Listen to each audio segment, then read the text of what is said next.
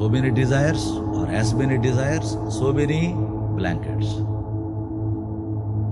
Covering the radiance of the Spirit. We have to uncover to discover. We have to uncover, discover. We have to uncover, discover.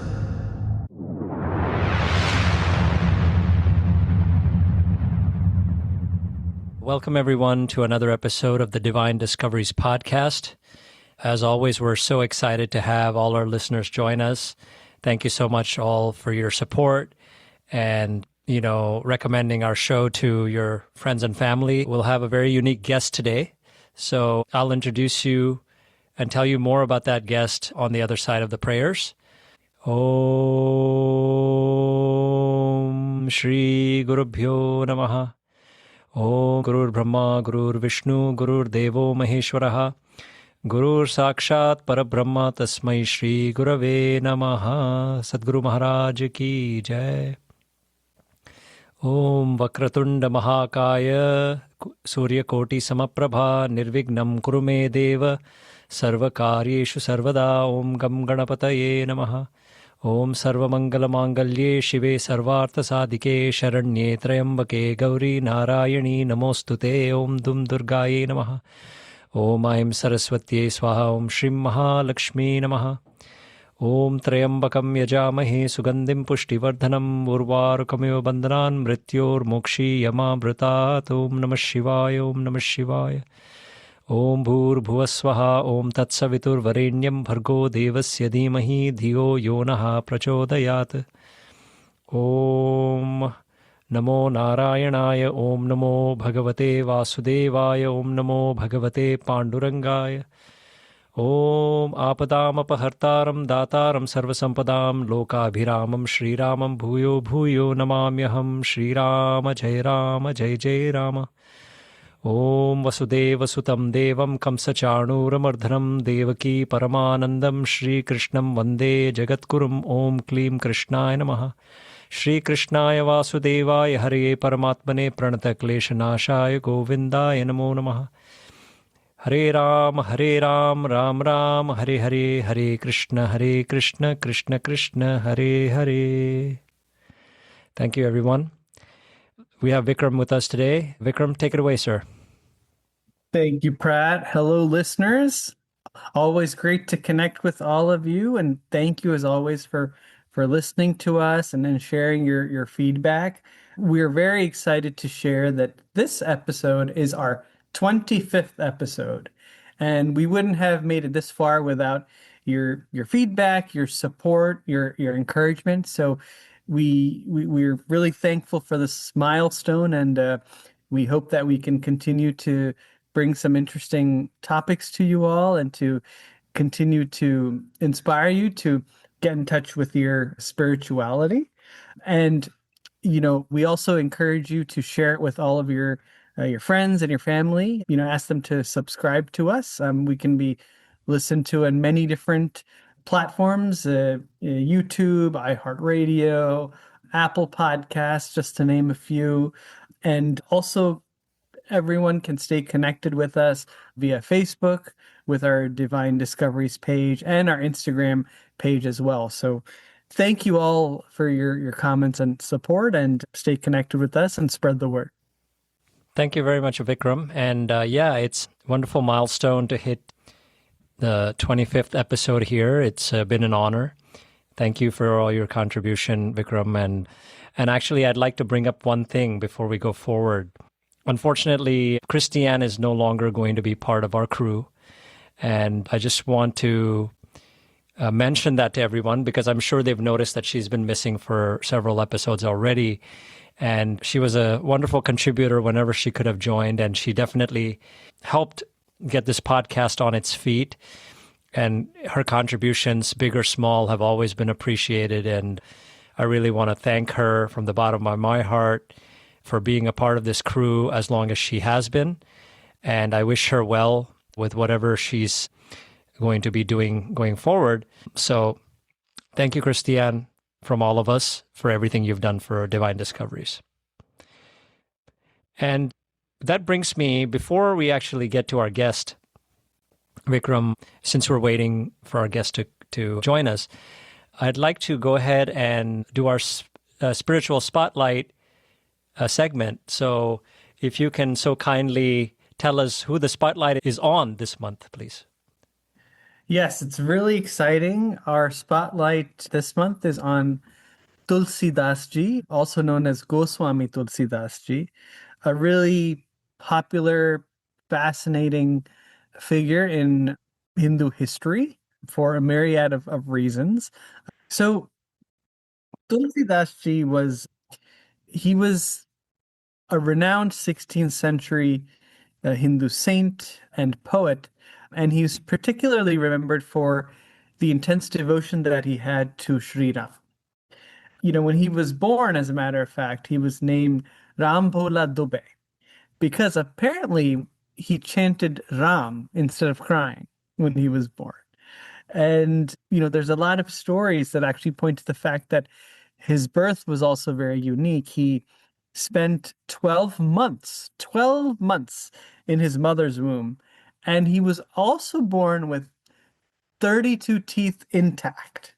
So can you believe that? A very unique individual. Wow. right from the start. Right. And this is something that I learned in my research, which it never occurred to me, but it all makes sense. A lot of his followers actually say that he was a reincarnation of Sage Valmiki, who was the original author of the Ramayana, the Sanskrit version. Now, why is this important? So, aside from the fact that, he was a Bhakt of Ram, he is most famous because he wrote the epic Ramcharitmanas in the Avdi language, which is after the Sanskrit Ramayana, or maybe we could even say equivalent. It is one of the most renowned, most read, most referred to versions of Ramayana that is out there, one of the most popular. And, something that many of you may not know, our listeners, you may know, you may not know, is that, when you look at Valmiki's Ramayana, actually, it portrays Sri Ram as an ideal human. So it never says that Sri Ram is God. It just says that he's the perfect human being. He does his duty. He's how a person should be, right? But in Goswami Tulsidas's Ramcharitmanas, Sri Ram is portrayed as a divine being, as a divine incarnation. So keeping that in mind, the way that most of us that are Hindu that believe in Sri Ram, the way that we look at him with that level of devotion, that feeling, that bhavna, we can probably also say safely that it comes from the Ramcharitmanas rather than the Valmiki Ramayana. So I wanted to point that out. Some other facts about Goswami Tulsidas, he was deeply in love with his wife, and because of that attachment, one day his wife got very upset with him, and she said that this is not how you should be. You love my physical body more than you love God, but you need to really redirect that love toward Sri Ram. And after that happened, he completely renounced his worldly life to become an ascetic. And for that time, so this is the 16th century, he lived to the age of 100. So that's pretty incredible. Aside from the Ramcharitmanas, he is known for producing 12 major works. What you may or may not know is that the Hanuman Chalisa, one of the most important, powerful things that we listen to, it's also a work of his. And also the Ram Leela performances were initiated under him as well. Wow.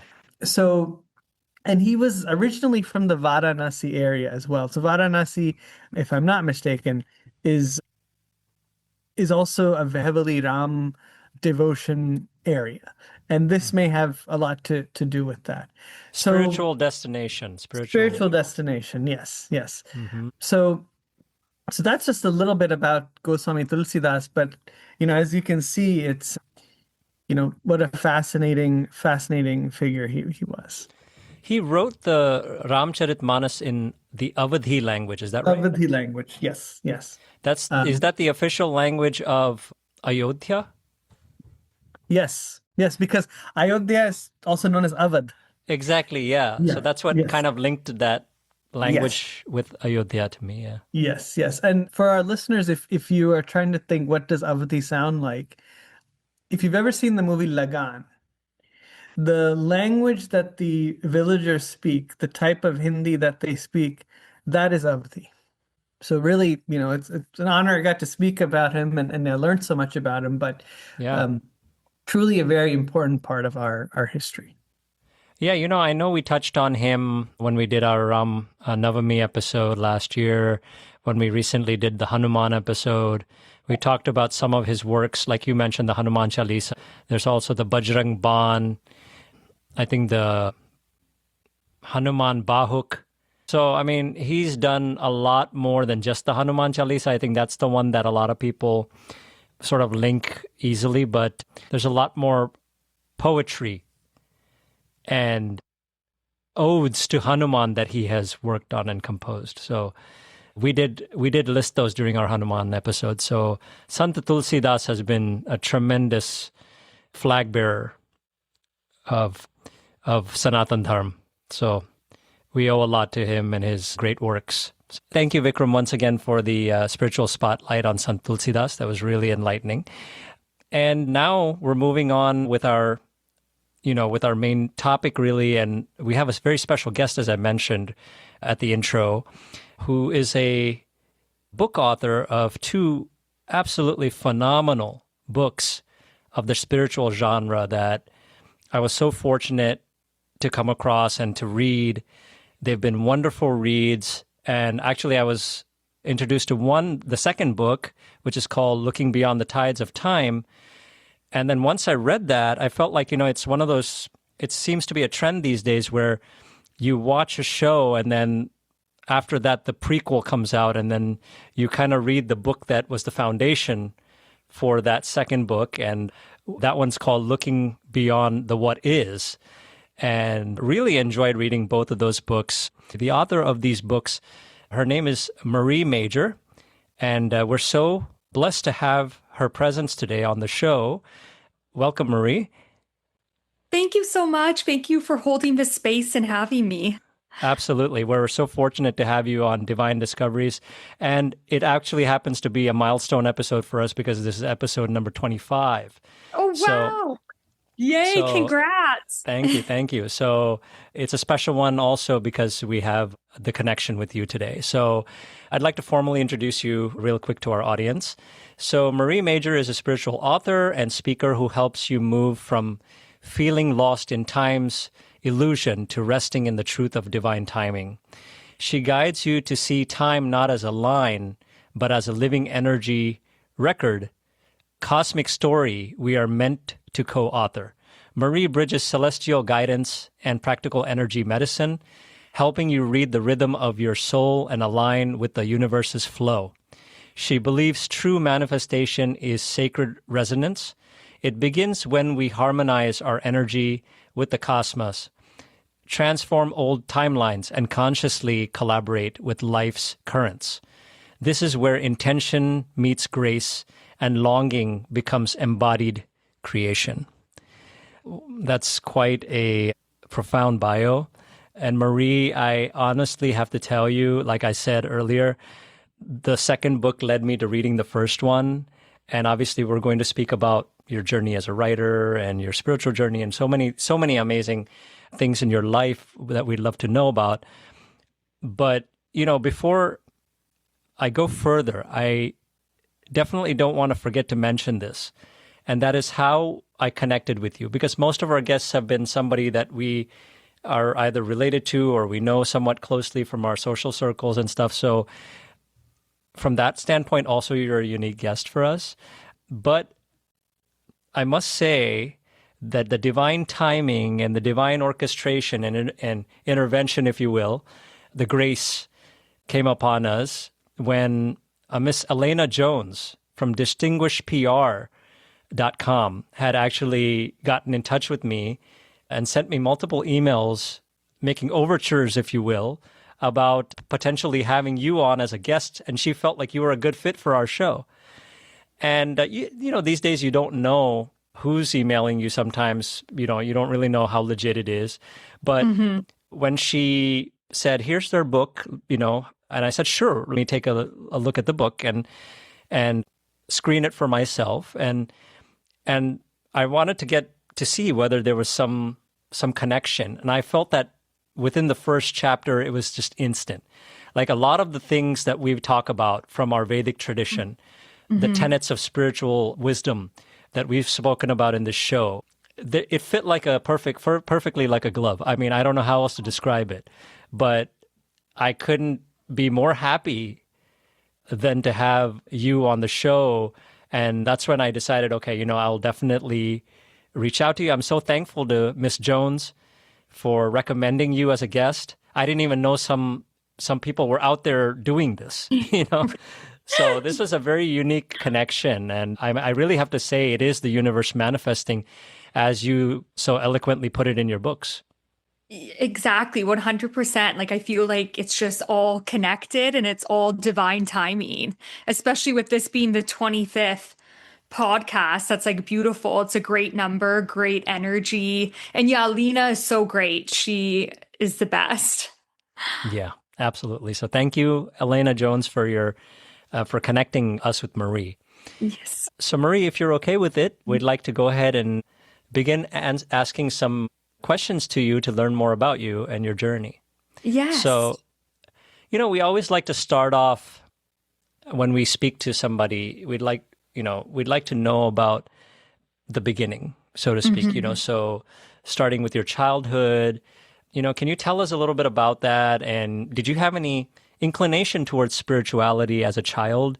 And, if you want to delve into maybe how religion played a part in your life, if you feel comfortable to do so. Yes, no, I would love to speak on that. Yeah, I've been actually very lucky to have such a connection with spirituality since I've been young.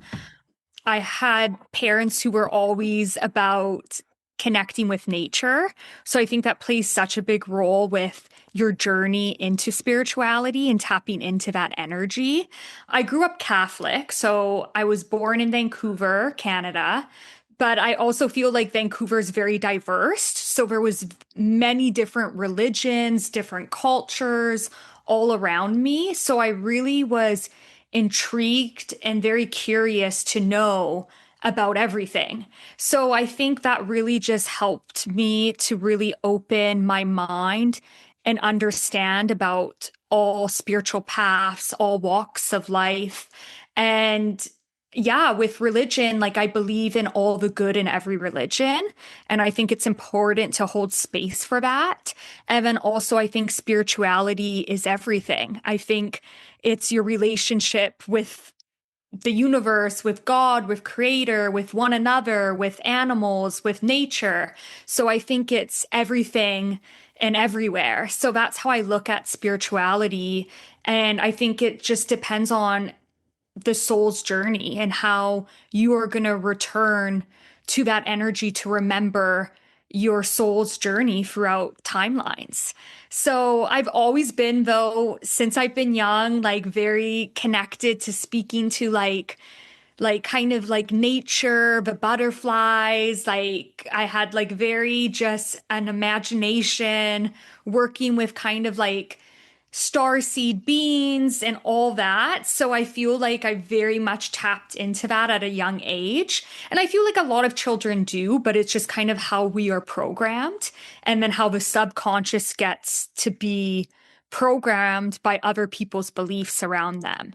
So that's where I feel like I was fortunate to have a family that supported me always asking questions and to really connect with nature.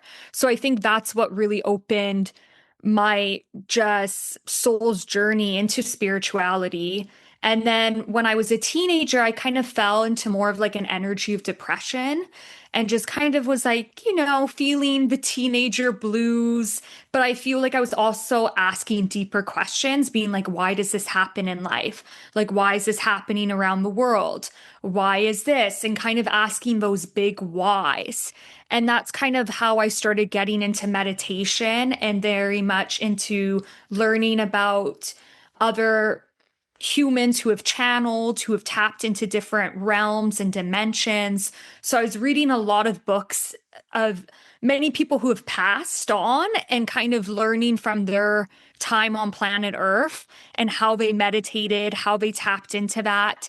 And then I started my own channeling journey and tapping into that energy. And then during COVID, I wrote my first book, Looking Beyond the What Is, and it's kind of an easy guidebook into law of attraction because so many people would ask me, well, what is law of attraction? And I don't get this. And even before COVID, everyone was looking at me crazy when I would be like, you need to meditate, you need to like connect with nature. But now everybody's doing it, which is amazing. But I feel like I kind of just needed to put out a book kind of for my like family and my friends to like help them understand what law of attraction is. And then I've always been interested into the concept of time and like why it just feels like it slips away, like just from our fingertips, like time moves so fast. And I'm like, what is the point? Like, I kept asking like God or creator, like, okay, there's a beginning, a middle, and end. Like, this does not make sense. Like, what is the purpose? So that's when I started to dive deep into my book called Looking Beyond the Tides of Time and really tap into that subject of what is time. Yes, it's an illusion, but how can we as humans maybe start making it work for us? So that's why I decided to write that book. Beautiful. I think we've always been told by our great saints and sages and seers that human life is for this kind of inquiry. So a lot of those questions that you were asking, it ties right into what human life is meant for. And many times people don't even think about the questions. Exactly. Oh, I just got goosebumps. So it's like, yes, exactly. Yeah. And I feel like it's part of the soul's journey. Like a lot of people say, oh, people are in their great awakening. I like to say the great remembering. So people are returning back to remembering their soul's blueprint. But I also have to remind myself that every soul's on a different journey and they might not reach that knowing this lifetime, but they might reach it in other lifetimes. But that's kind of the thing that I always have to keep reminding myself because I even get frustrated. I'm like, how are people not more sensitive to their spiritual journey and have more empathy? And I think that's just like an important reminder that everybody's on their own journey in this lifetime and that I really believe planet Earth is like a school. I kind of believe it's like a meeting ground and it's kind of like a university or a college. And we're all trying to really raise the consciousness here on planet Earth. Absolutely. Yeah. Marie, thank you so much for sharing that. And, I wanted to talk a little bit about or ask you about the craft of writing. It's really an art to be able to write, let alone write a couple of books. So, one of the questions I have is, what is the writing process like for you? What have you done? What do you do when you prepare to write a book? And then as you write it, what is it that you're feeling? What is it that you're going through that allows you to translate that from your mind to the page? So that's one question I have. But, also curious to know that was writing something that was always one of your great skill sets? Is it something that you did as a child? Did you ever envision that, when you progressed, in life that you would want to write some books and especially thought-provoking ones like you have? Yes, no, those are great questions. Actually, to first answer the second question, no, I never like I'm not a good writer, like never was good as a child. Like it's so funny to me that I started writing and writing books and allowing that to be my art or my craft because I kind of actually had I very much struggled as a kid with writing. And it's so interesting that now I've kind of dived deep into that and have become an author. But it's hard because, like, for me, I've always been like, okay, I'm bad with grammar, I'm bad with writing. It's like those little things that really my ego tried to stop me from allowing the messages to be put out into the collective.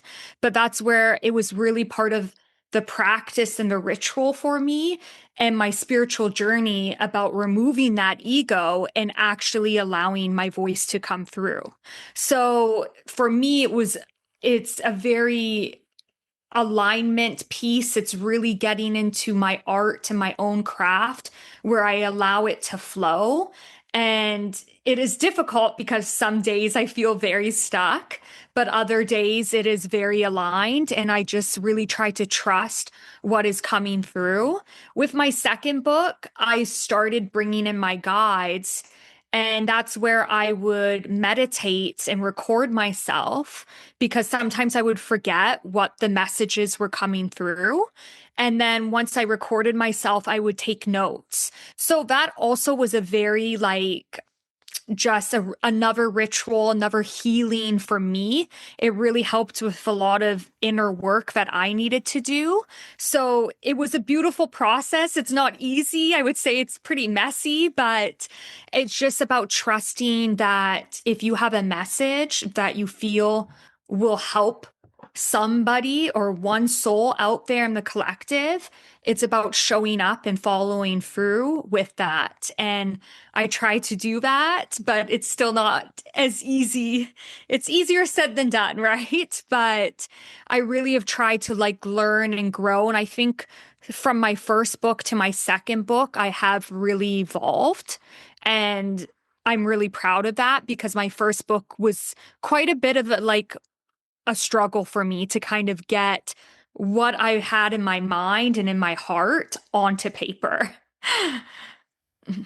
Yeah, I mean, you alluded to the fact that sometimes, it can be challenging to write. Sometimes writer's block Yes. sets in. Could you dive a little bit more into, you know, certain instances where that happened and how you pushed yourself to overcome and get the mission accomplished?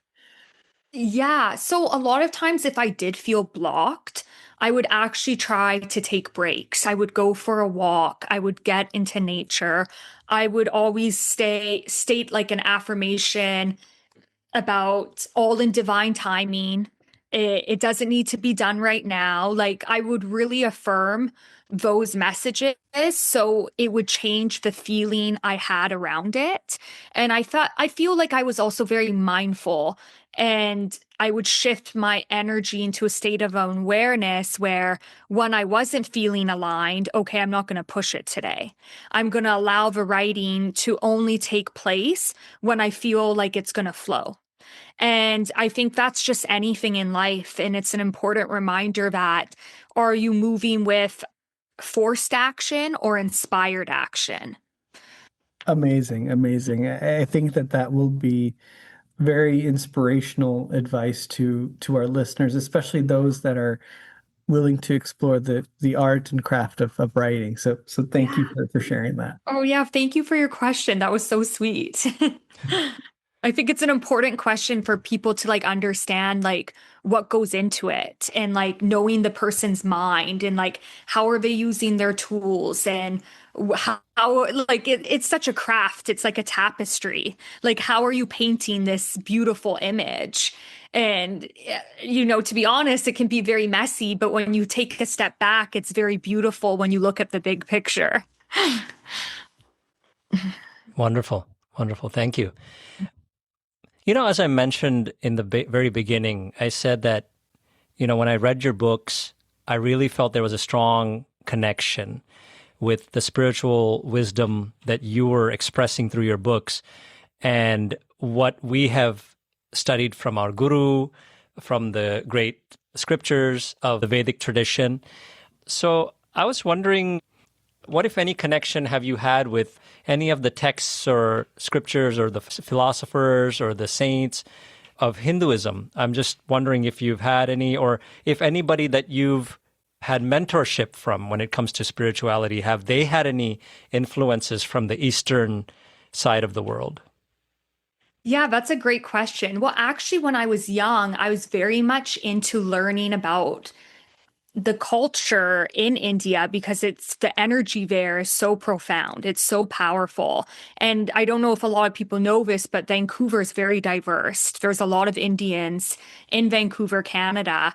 And I remember learning about reincarnation. And this was like, though we were like in elementary school and we were learning about, and maybe correct me if I'm wrong, because I don't know if maybe we were more so leaning towards the Hindu element of what we were learning, but we were learning something with India and just about the reincarnation and the energy of that. And that really opened one of my pathways into thinking, into being like, oh, this really resonates. And it was a pretty young age because I think we were learning about that like at age 10 or something. And I was like, wow, I feel connected to past lives. And this was my opening to being like, well, with time, how do you explain time? How do you explain that there's only one life? That doesn't sit with me.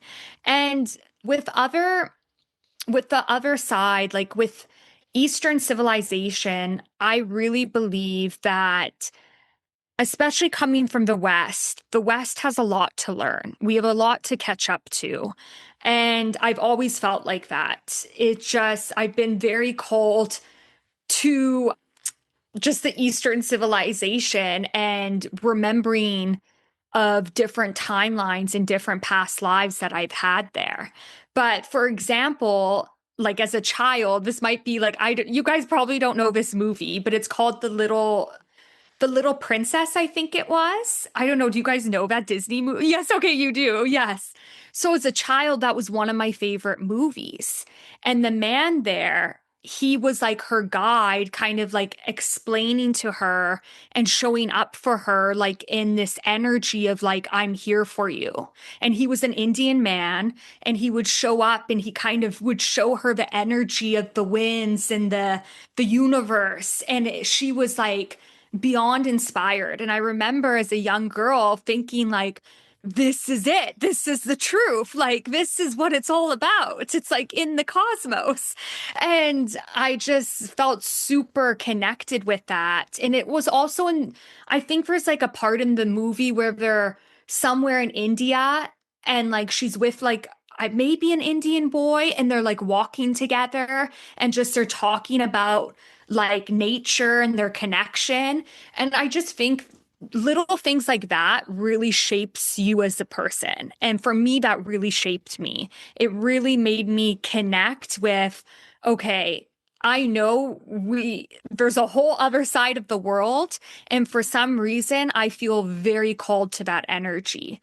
So later in life, I really tapped into learning about where my soul has been and what timelines I have been on.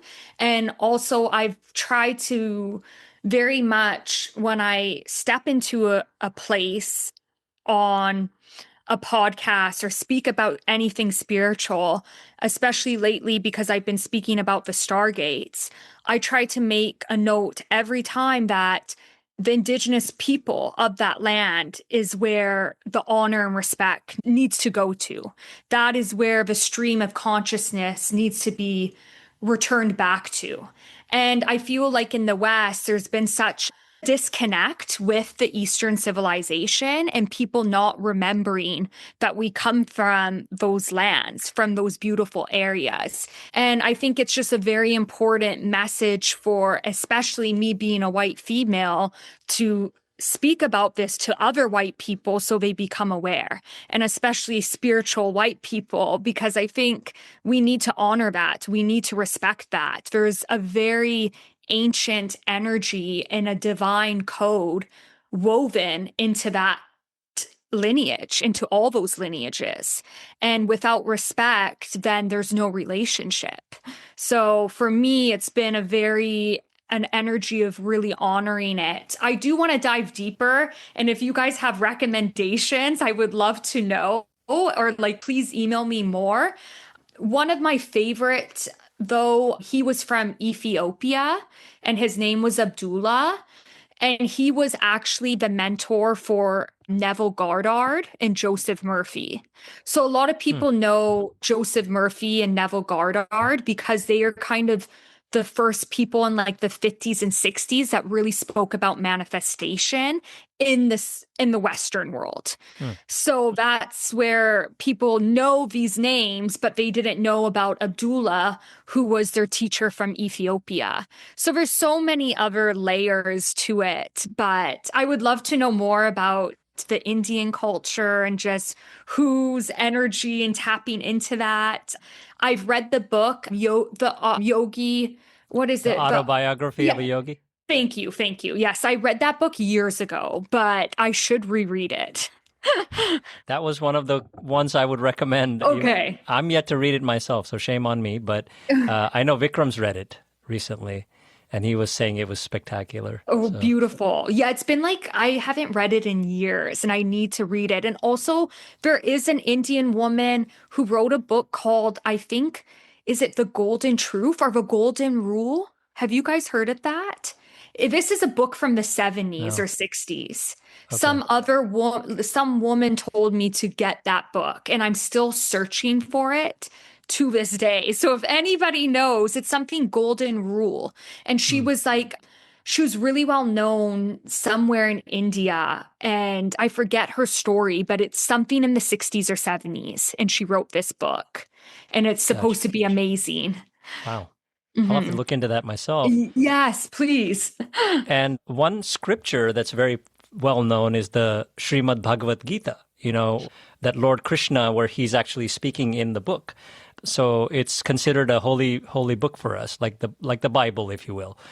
So you must have heard of that.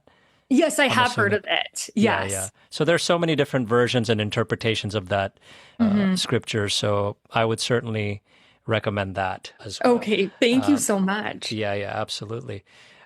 And, I noticed that in your first book, you obviously sort of put the spotlight more on this term called the law of attraction, which to me, when I interpreted it, we've actually spoken about something similar, which is called the law of karma, action and reaction, if you will, right? Cause and effect. So, Yeah. So that's what it seemed like to me, because you were saying how sometimes the energies that we manifest, how we think, how we speak, how we act, the universe is witnessing that, and then we sort of get that back.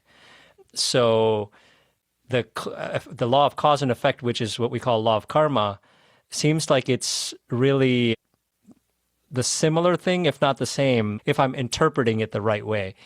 So would you say you kind of see it the same?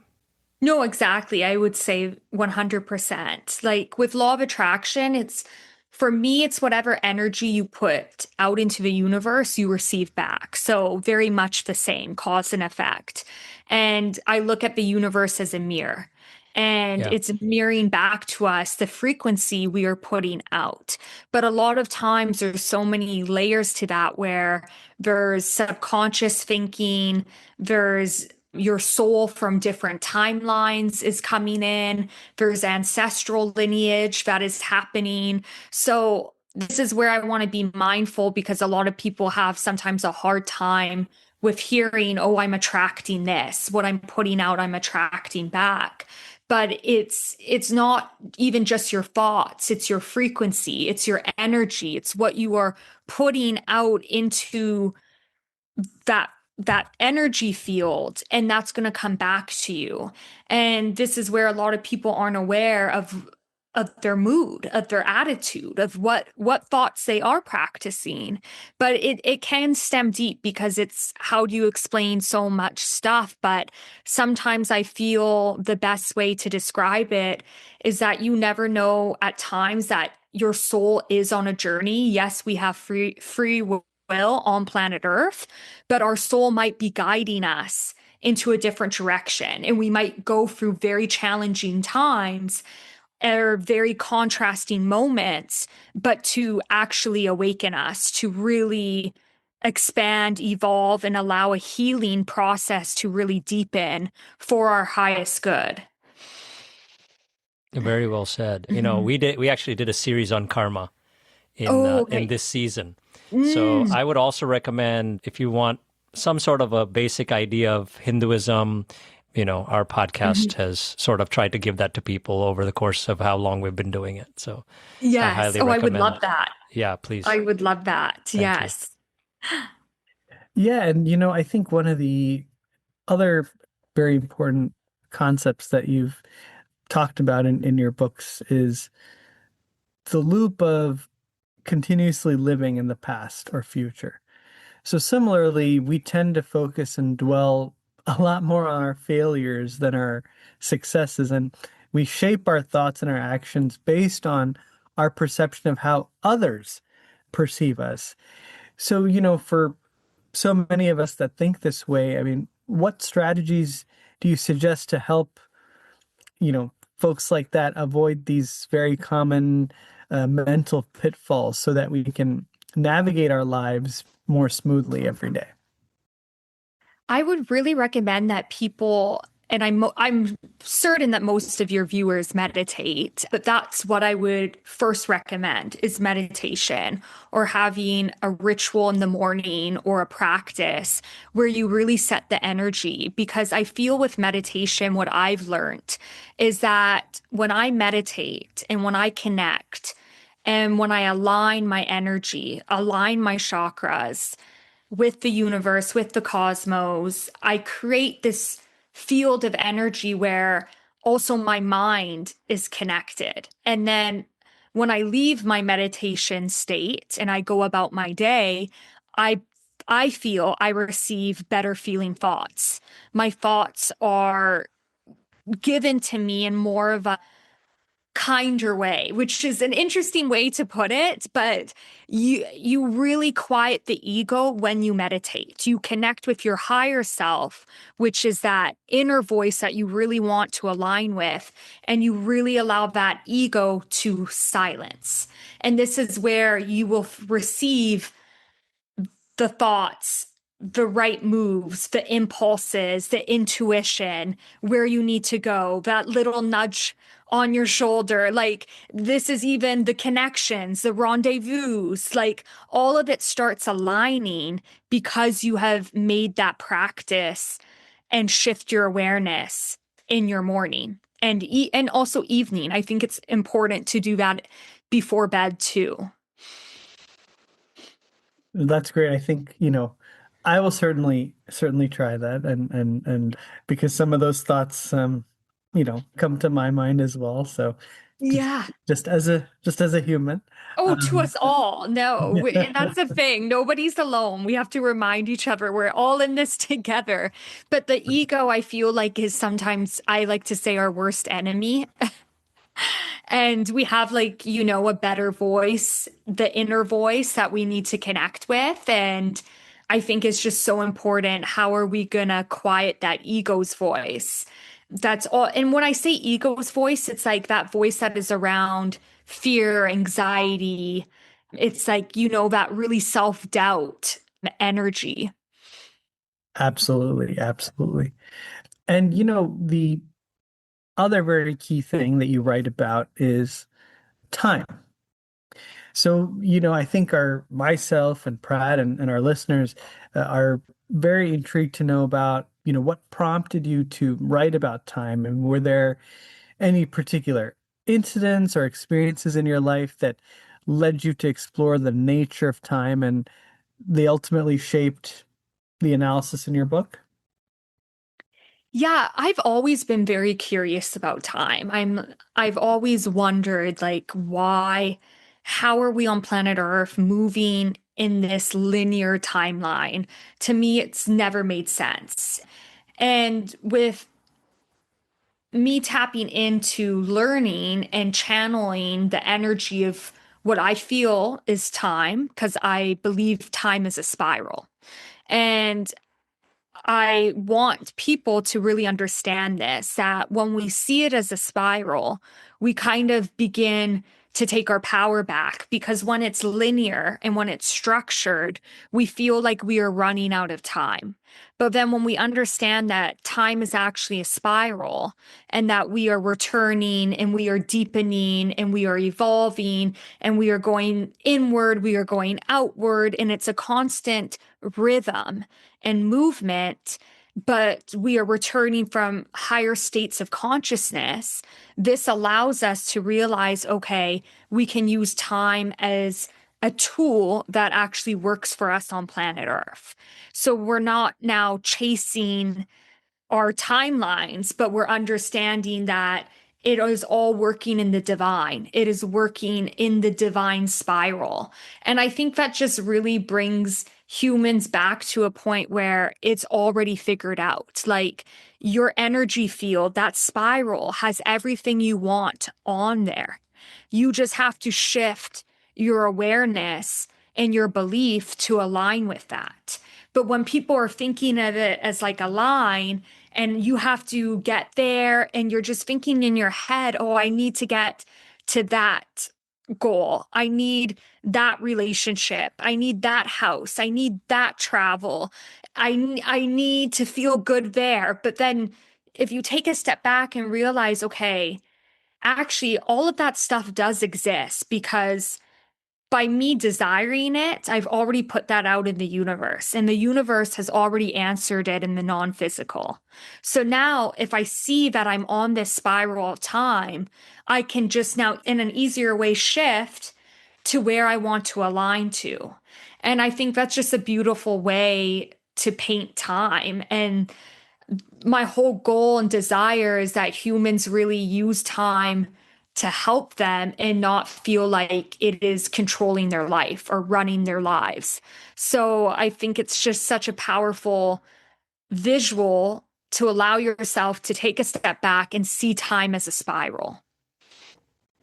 Amazing. I mean, I never had that concept in mind, and it's such a wonderful way to to look at it, and thankful to have learned about it through your book. Thank you so So much. And Vikram, you're so right. But when we did our Cosmic Creation and Time episode, it was arguably one of our more scientific episodes. You spoke about time, Vikram, and how we also look at it as a cycle. We think of it as a cycle of 4 big aeons, if you will, or eras of time that starts from what we call a golden age, when everything is very, like, goodness is at its peak, at its highest. And as the eras change, the 4th one, which is the one we're in right now, the end of that 4 yuga cycle, we call them yugas or eras. The 4th one, which is the one we're in right now, is the darkest, and where evil is at its heights. Yes. But even within this time of darkness or an evil and a lot of evil forces, we still have to try to hone the goodness through spiritual practices, Exactly. So we very much think of it as cycles too, because right after this era is done, the golden period starts again. I love that. And I need to listen to your guys's, I need to listen to that episode. That's amazing, because also on my channel, I've been speaking a lot about this lately, because I speak to people about what's happening in the collective right now. And I believe we are returning back to a golden era, to an energy where it is going to be unity, love, and higher state of consciousness. But we are in the thick of it right now, because all the old world, the old structures have to crumble, but they're like holding on for dear life. But that's why humanity, since COVID, there's been a new wave of people waking up, or people remembering, and people wanting to ask deeper questions. And people are now more into this spiritual realm, into the energy work. And I now see it, so many people being like, I'm meditating, I'm doing this, and it's so great. And I love it. And there's also, though, a huge contrast. I say it like there's a horrible movie being played out in front of our eyes because the collective needs to see this to wake up. So we need to realize actually the powers within each and every one of us. And the more we come together, we are going to get back to that energy and that returning to that golden energy, to those good times, to harmony on planet Earth. And my guides have even shown me that the universe, because I believe the universe has gone through galactic wars, that many planets have evolved and changed and went through very dark eras. But with the universe, I see it now that it has very much evolved and different dimensions have now healed. And Earth is right behind that, a little slow, but we are on track. And I think that's just an important thing to remind people, because I know right now it's very dark and there's a lot of souls who are going through horrible times. And I don't say this lightly, because there is a lot of horrible things happening on planet Earth, a lot of tragic moments, collectively, individually. I know people are going through a lot of struggles, but I try to remind people that there is light at the end of the tunnel, is pretty much what I want to say. And I believe we are returning back to that energy. So that's a beautiful thing that you guys see that too, and you guys are tapping into that. Totally. That's a wonderful thought, and that's what we all hope for. Yes. Yeah. So what do you believe prevents us from understanding time as an illusion? Yeah, so I think giving yourself permission to first understand that time is an illusion, but then we are humans living in a time-space reality. And kind of understanding that concept maybe will allow you to shift, okay, how am I working with time? What is my relationship with time? This is the thing about spirituality, like how I think I said previously, everything is a relationship. So really tend to, what is that relationship you have with time? How do you view time? Are you scared of aging, or is aging a gift to you? And are you feeling like you are running out of time, or are you being mindful throughout your day to take moments of self-care, self-love, love with your being around your family, giving them the love and support that they need? I think that's what is the most important thing about the spiritual connection with time. It's your relationship with it and how you perceive it. And with time being such an illusion, I think it also helps humans realize that there's no death, that we are eternal, that we are going to come back. We are returning. We might return to different planets, I believe. We might return to different dimensions, eons. We might come back 1,000 more times to this planet Earth. I keep saying, I hope I don't, but I think it's just reminding yourself that there's a bigger energy happening, and that allows you to kind of see it from a bird's eye view, from a higher perspective, from almost seeing it from creator, from God, from source, seeing it through the lens of that. And with time, I think you just really have to see, what is your relationship with time? Spiritually, what is your relationship with everything? Absolutely. Absolutely. Seeing the unity and diversity, if you will, there's the oneness in all of us, and we just need to tap into that inner self so that we can realize and see ourselves, if you will, in others and other creatures and nature and everything. Yeah. Exactly. So well said. So well said. Last one for me, Marie, but before I ask you the question, I must reiterate how much I love the way you have expressed yourself, your inner thoughts, your feelings through your books. And what I really appreciate about you, that I don't want to miss mentioning, is that you're so real and so true to yourself and true to your audience, because you, at moments in your book, have mentioned how you also grapple with these issues, how you also deal with these shortcomings. And not everybody does that, many a time they may want to act like they've mastered the art of being happy just to kind of build their brand. And maybe they're good eloquent speakers. So they're trying to build a career out of this, but everybody has their struggles, and not many of them actually admit to them. I think at various points in your book you have done that. And I really want to thank you for doing that, for being real with people. And I want to congratulate you on these two wonderful books once again. Thank you so much. That means a lot. Thank you. Of course. And I mean that from the heart. So can you tell us what's in the pipeline, if there is anything?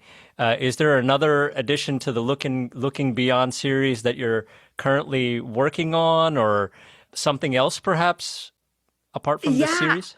So I recently, like this year, I've really sat down with my guides and I tapped into the energy of stargates. And I don't know if you guys know anything about stargates, and I'm not speaking about the movie or the TV series, which I recently found out about. And it's funny because lately I was on The Daily Show and I got interviewed about the stargates, but they mocked me, which I knew. It's a comedy show, and they were going to mock the stargates, which I know some spiritual people didn't like that I did that. The reason why I did that is because I wanted to maybe open more people up who are unaware of energy and spirituality. And I believe humor opens people up. So I wasn't trying to disrespect the stargates or anything, or Mother Gaia, but they asked me to come on the show, and Josh Johnson interviewed me and they made it into a comedy skit. And it was a beautiful experience. And even like the team and the producers, I feel like they really were interested in this subject. So I lately, even before that, though, I was showing up on my platform speaking about stargates, and especially Iran Stargate 10. And why I tapped into that energy is because I was asking my guides, like, what is happening with the collective right now? Like, why is there a war? What is happening? Like, just everything. Like, I was just at a point where I'm like, I'm so fed up that we are in 2026 and there's not this energy moving into a state of unity and harmony. Like, I just felt like we should be way past all of this. And, as my guides show me that this needed to be done, this needed to be shown with people to realize that we are all one, that we are all connected. And I'm not trying to say, though, like, obviously all the wars are horrible and disgusting, what has happened and has taken place on planet Earth. But the reason why the stargates are so profound is because they are an energy field created by Mother Gaia. So there's certain energy points on planet Earth where the energy is where the veils are very thin, and between the non-physical and the physical. And how my guides show me is that it's where the Earth cosmos speak the same language. And why this is important right now is because humanity has seen so many borders for the last century. We've seen such a divide in the collective. And that needs to be like Eradicated. Exactly. Thank you. And Mother Gaia pretty much is like putting a new map into place. And she's like, here are all these stargates connecting the ley lines, connecting you guys. This is what it is, connecting nature. And she is like gifting us this new map because we've been given this false map, this false narrative. We've been programmed. So this is why I think it's very powerful to talk about. And I want to also state that I'm not speaking for the land or the indigenous people of certain stargates. I'm really speaking when I tap in to the stargates and tapping into my connection with the stargates. So lately I've channeled 12 primary stargates, and that's when I started going onto my platform, speaking about it. I created a tiny PDF on it. And then that's where The Daily Show found me and had me on. But then a lot of people were like, oh my God, this girl is psycho, or she's crazy thinking stargates exist. And, and I didn't even know about the movie or TV series. So they linked that in with it. But I think with the energy of the stargates, I've just been super just inspired by it. And I think it's really just an energy that I want to keep tapping into, keep learning about, and keep speaking about. So I think my third book is going to be looking beyond the stargates, and I haven't worked on that yet, but I'm about to start, and I'm still learning and doing my own channeling and meditation and learning about the stargates and how to connect with them and really allow that energy to just show what it's meant to be, what it's meant to be seen. And I feel like with spirituality, everything is about listening. And I keep getting this message to listen to the stargates, and anybody can do it. Anybody can meditate, ask your guides, ask God, creator, can I connect with a stargate? Does it have a message for me? And just allow that energy to flow, because I really think this is what's going to help bring peace and love and harmony onto planet Earth. Wonderful. I'm looking forward to reading your next book. Thank you. And maybe you folks are hearing it here first. Yes. Yeah. No, I actually haven't mentioned the book to anybody, so that is true. Yeah, no, thank you for sharing that exclusive with us. Yeah. I think before we close our conversation, we'd love to hear from you if there was a closing message that you wanted to give to our audience, or share some key teachings or go-to quotes that you often tap into to stay the course in the spiritual path. So please do share your pearls of wisdom with our listeners.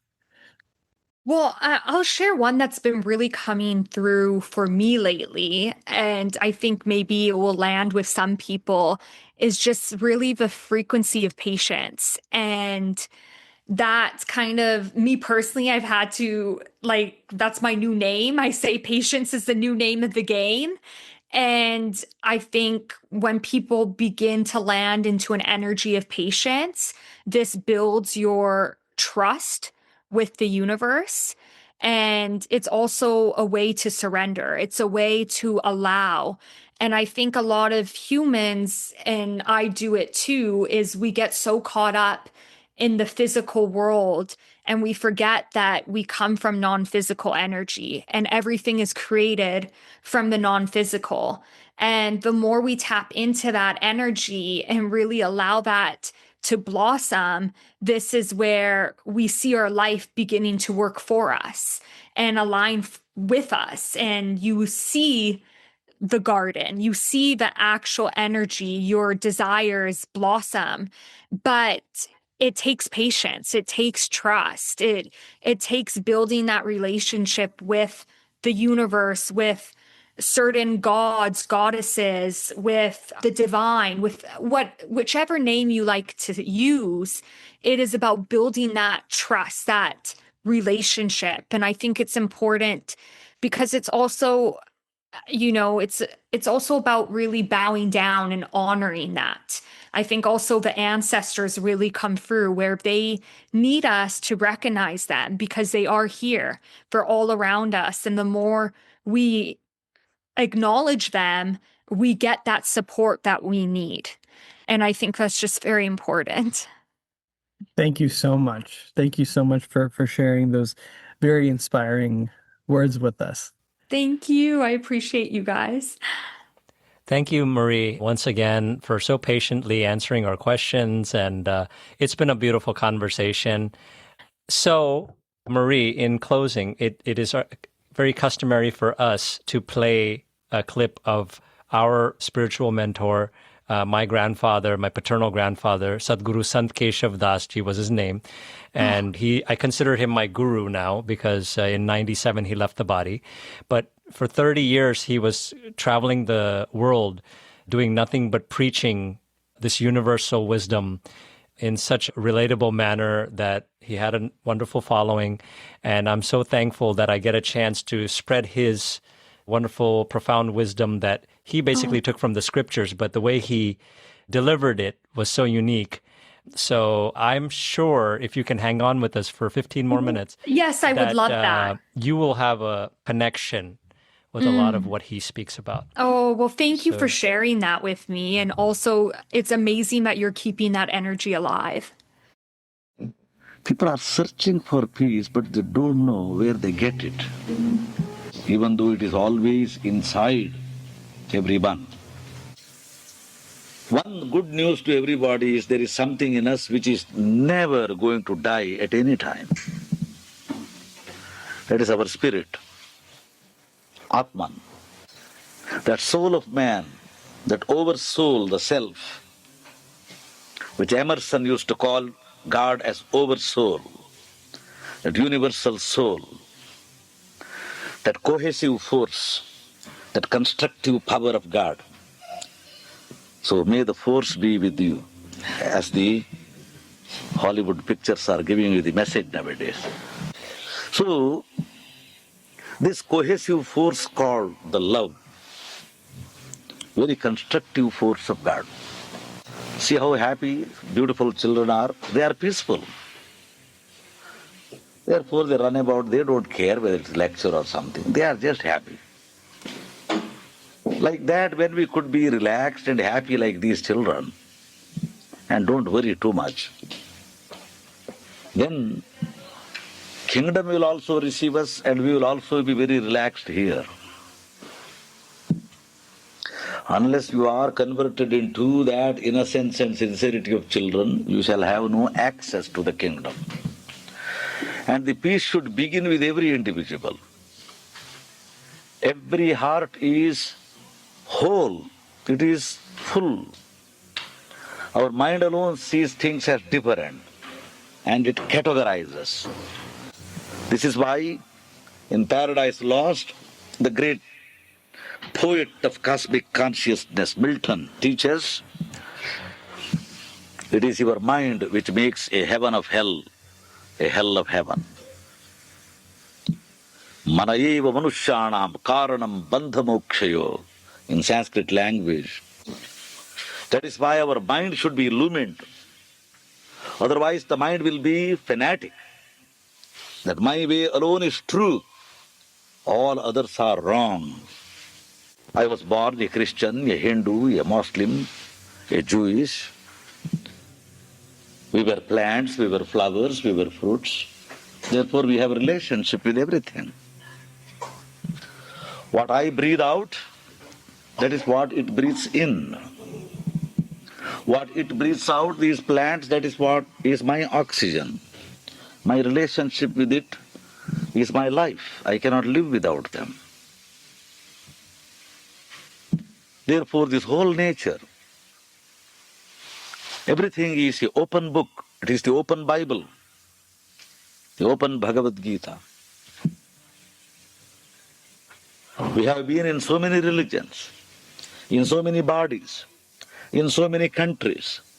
It is not a guesswork. It could be proved. If I read your life reading, then I could see your past lives. If you go through the book of Bhragunadi in India, then your horoscope is written there, including your one more life or few more lives, the past, present and future. It is called law of karma, and it is logic, it makes sense. Many opportunities are given to us, and we exactly do what we have been doing in the past life. And we have come here to exhaust those karma and attain dharma, the law, and reach that perfection as our Father is perfect in heaven. In every being, that truth, that God, that Christ, that Krishna, in any name you call, God is never going to get angry with you, I promise you. You call him Krishna, Buddha, Christ, any name, because there are not Many gods up there. Fortunately, there is only one. That is the secret of world peace, means that there is only one God for everyone. People still have these ideas that if I just say, Om Jesus, Om, oh, my Lord Krishna is going to get upset. If you say Hare Rama, Hare Krishna, Jesus is going to lock the door of the heaven and say, you Hindus, get out. Oh, I'm a Catholic. Oh, okay. There is a separate air-conditioned department for you in the kingdom of heaven. I'm a Protestant, this way. What type of airtight compartments we did in religion. In kingdom of heaven there is no denomination. In kingdom of heaven there is only pure consciousness. Those who have attained this universal consciousness here alone are entitled to go to the kingdom. With any fanaticism of any religion whatsoever, until we transcend the names and the forms and the formalities, we will never be allowed to enter into the kingdom. If you have realized the truth in the plane of your consciousness, for which the chakras and mystic centers in the body and so many yogic disciplines are taught, it only means expansion of consciousness. If you have attained that expansion of consciousness, that peace within you, blessed are the peacemakers, for they shall be called the children of God. It is only such free souls here, those who are freed from the ego and duality, negativity and ignorance. They alone attain moksha, liberation, or final beatitude. None else. No prophet, one who has realized the truth, ever said that I have come to begin a so-called new religion. It is always cosmic, it is always universal, it's always interplanetary, because truth is neither this nor that. It is everything. It was, is and will be. We need religions because their ethics, their morality, their teaching, their mysticism are so beautiful. It is not the mistake of the teaching.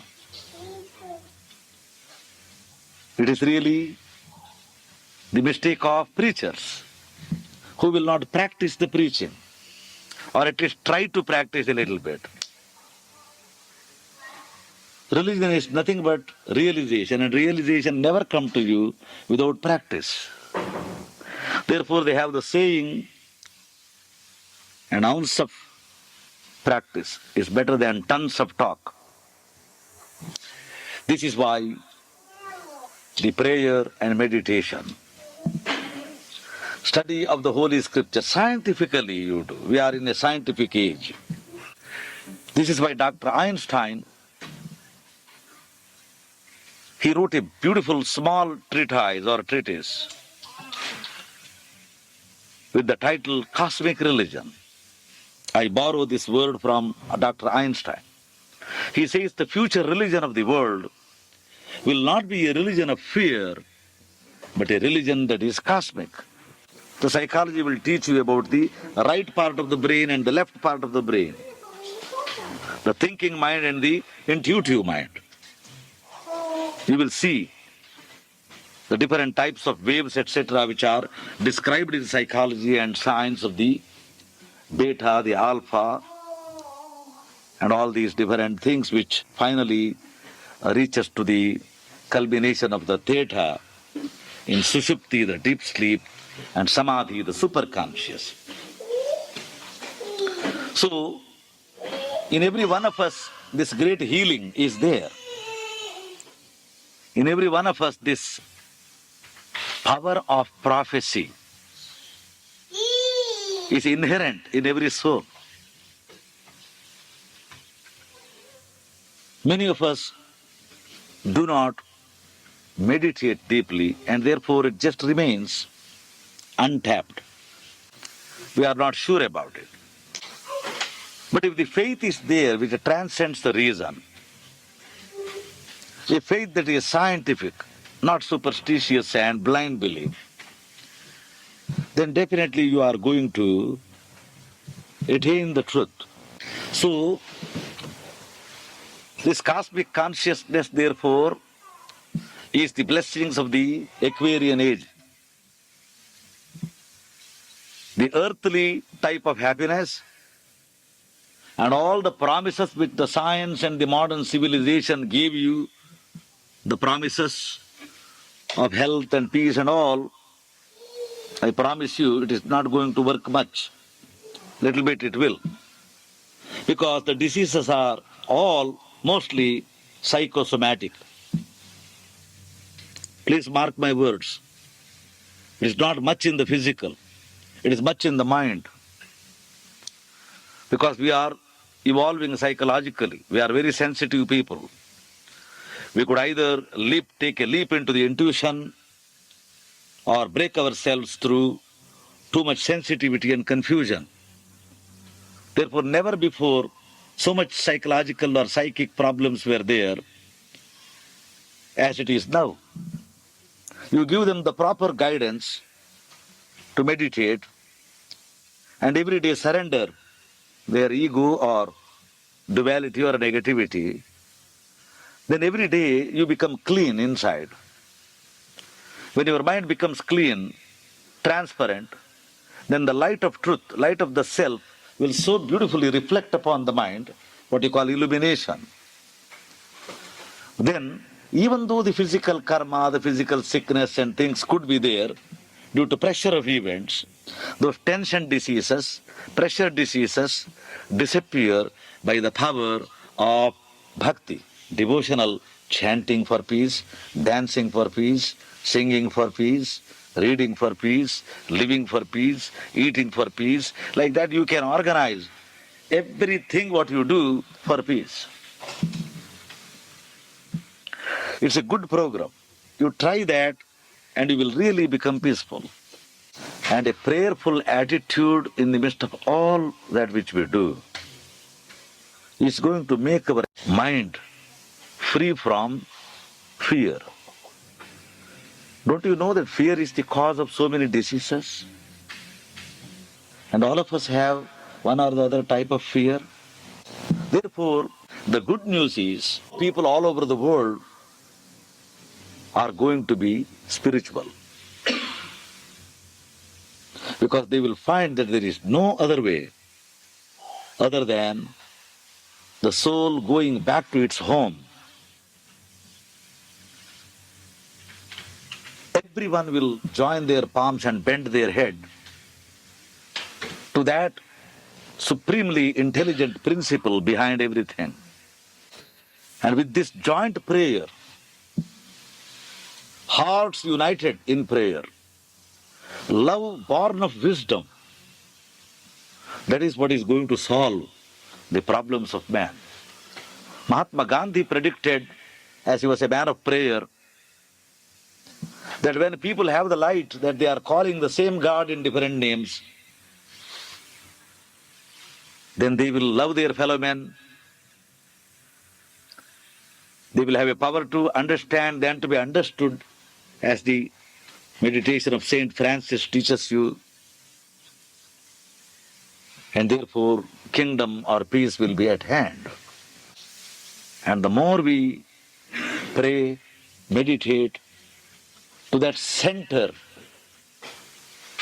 of all beings, what we call God, in silent prayer or oral prayers or readings or meditations, group prayers, more that is conducted, more consolation, fearlessness, faith in the self or the spirit, self-reliance, as Emerson used to call it. All these blessings will come upon man, and then there will be individual, family, national and international peace. Marie, any thoughts on that? Oh, that was amazing. Thank you so much. That was so beautiful. I feel like that was just such wise words, and just even the frequency and the energy coming from him. And what year was that? Do you know? 1984. 1984. And it Okay. was from the Bay Area where he had a hub. He had a Mm, strong following in California. So he used to be having temples in Oakland and San Francisco area. Yeah. oh, wow. That's Yeah. such an interesting, yeah. San Fran, like that's when I lived there for a couple months, I really tapped in spiritually into my energy over there too. And I feel like that energy, that environment has a lot. Well, the Yeah. whole world does, but that's such a beautiful connection there. Wow. No, his words were amazing. Everything he was saying, I just agree with 100%. Like such divine messages. A lot of things he spoke about, we were chatting about, like relationships, about time, about Yep. inward. So it's so beautiful because it kind of just shows that your grandpa was stating this years ago Yeah. and, was putting this energy out into the universe. And Yep. here we are trying to all come together and bring more peace on planet Earth, right? Yeah. Yeah, I actually, it's a surreal feeling sometimes for me when I'm listening to his lectures. And I'm like, this Hmm. was over 30, 40 years ago. And I'm like, how is it? It's even more relevant today. Like Yeah. what he was talking about back then was about terrorism and wars and stuff happening back then. Yeah. And it's magnified in today's world.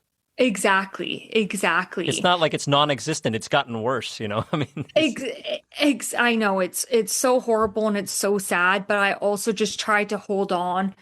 And I feel like he almost even stated it too, that we have to move into a place where we're going to have to be all spiritual yeah, to connect with our spirituality to heal man, to right. heal the energy on planet Earth, humans. And I do like have hope we are moving in that direction, even though it doesn't look like that right now. Right. But slowly but surely, I hope we are. Yeah.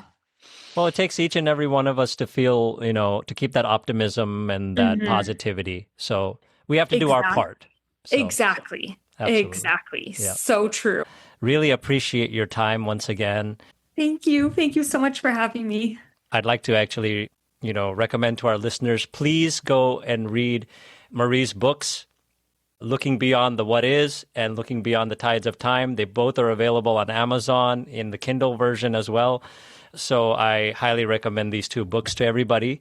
So Marie, all the best to you in your future endeavors. And you are truly a divine discovery for us. Oh, thank you. That's so sweet. Yeah. Well, I loved being a guest. Thank you guys for all Thank your you. work and have a great evening and let's keep in touch. Absolutely. Thank you so Thank much, you. Marie. Take Bye, care. guys. Bye. God bless. Thank you. Take care. You Bye-bye. too. God bless you guys. Thank you. Thank you. So I'd like to wish everybody well, all our listeners. Thank you so much. Om Shanti.